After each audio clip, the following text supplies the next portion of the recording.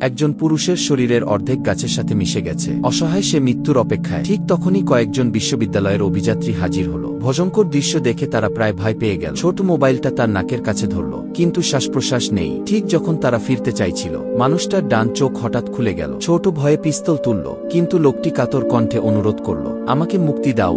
আওয়েই trigger টানতে গিয়েও থেমে গেল। তখন ছোট লক্ষ্য করল গাছের গায়ে অদ্ভুত অস্ত্র গেঁথে আছে। লোকটি হাত বাড়িয়ে শুধু বলল, সামনে একটি গুদাম আছে, ওখানে ব্যথানাশ, হয়তো বাঁচার উপায় কি। তারা দৌড়ে গুদামে গিয়ে সত্যি ওষুধ পেল। আওয়েই দ্রুত ফিরে এলো, কিন্তু তখনই দেখল লোকটি মারা গেছে। চারপাশে খুঁজতে গিয়ে আওয়েই পায় একটি ভাঙা শিশি, আর তার হাতে অসংখ্য সূচের দাগ। বুঝে গেল লোকটিকে বিজ্ঞানীরা পরীক্ষার ইঁদুর বানিয়েছে। এদিকে সঙ্গীরা কম্পিউটার চালু করে ভিডিও পেল।